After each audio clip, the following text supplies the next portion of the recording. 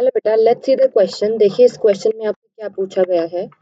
इस क्वेश्चन में पूछा है why does carbon form compound mainly by the covalent bonding. आपको पता है जो कार्बन है वो हमेशा कोवलेंट बॉन्डिंग ही शो करता है, ऐसा क्यों होता है, ये आपसे पूछा गया है।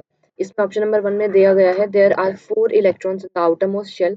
यस, हमें पता है कार्बन की इलेक्ट्रॉनिक कन्फिग्रेशन अगर हम लिखते हैं तो 2 एंड 4 होती है। तो इसके आउटर मोस्ट शेल यानी कि एल शेल के अंदर 4 इलेक्ट्रॉन्स है, इसी वजह से इसको हम टेट्रावेलेंट तो बोलते हैं। ठीक है, तो टेट्रावेलेंट है, यही रीजन है कि देखिए इसकी वैलेंसी कितनी हो गई है, 4 हो गई है। अब वैलेंसी 4 है, इसको ऑक्टेट पूरा करना है तो या तो ये 4 इलेक्ट्रॉन्स को लूज करे या 4 इलेक्ट्रॉन्स को गेन करे, और दोनों में से कोई भी चीज यहाँ पर पॉसिबल नहीं हो पाती है। इसका रीजन मेनली ये है कि कार्बन का साइज बहुत ज्यादा स्मॉल होता है।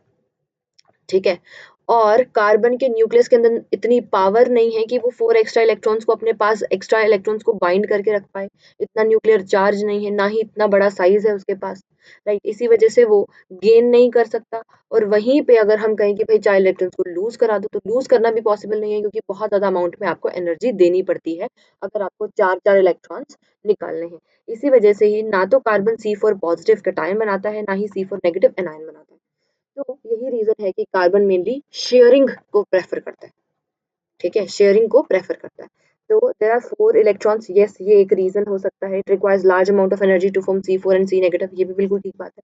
It share its valence electron to, yes sharing ये करता है, इसी वजह से कोवलेंट बॉन्डिंग शो करता है।